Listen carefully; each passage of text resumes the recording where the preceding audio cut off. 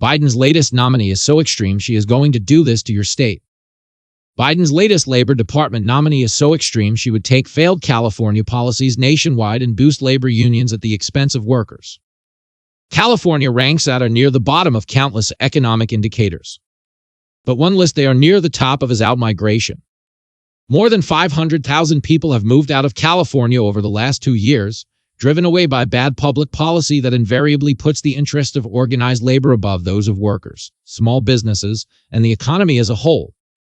California labor law is by any measure an abject failure, but on Thursday, April 20th, the U.S. Senate is beginning consideration of taking that failed model national when President Joe Biden's nominee to head the U.S. Department of Labor, Julie Su, comes before the Committee on Health, Education, Labor, and Pensions.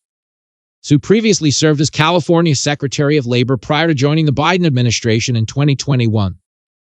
The Senate should reject Su and Congress should pursue a better path forward, laid out in the Employee Rights Act by South Carolina Republican Senator Tim Scott and Georgia Republican Representative Rick Allen. As California Labor Secretary, Su championed and enforced Assembly Bill 5, which instituted a convoluted and unworkable test to determine whether a worker is an independent contractor or a traditional employee. AB 5 wrought havoc in the state by depriving tens of thousands of freelance workers the independent status and entrepreneurial opportunity they cherish. It created confusion about employment status for countless more, as hundreds of industries have sought exemptions from the law. It also has exacerbated supply chain issues due to California's importance as a major shipping and delivery hub.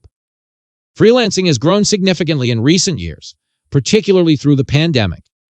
Today, more than 70 million Americans work as independent contractors, and federal data shows that the vast majority enjoy their independent status over traditional employment. That is why Scott and Allen just introduced legislation to ensure that independent contracting is protected by federal law from bureaucrats like Su at the Department of Labor or the National Labor Relations Board who want to regulate it out of existence. The Employee Rights Act will protect joint employment relationships like franchising and subcontracting, which are also under attack from Biden's regulators. In California, Su supported sectoral bargaining that allows a panel of bureaucrats to determine wages, working conditions, and other factors for every single business across an industry. She even created an armed labor police force and bragged about plans to arrest employers for violations of state labor code. The Employee Rights Act codifies protections for union workers where regulators tilt the playing field in favor of union leadership. The General Counsel of the National Labor Relations Board, an LRB, appointed by Biden, has urged the board to follow the lead of House Democrats' so-called PRO Act. That will functionally do away with secret ballot elections for union organizing, allowing unions to be certified by card check in which workers can be pressured to vote on the union directly in the presence of union organizers. The PRO Act also mandates that workers' personal information like home address and cell phone number be given to union organizers without employee consent, and the NLRB recently shortened the time frame in which they must do so.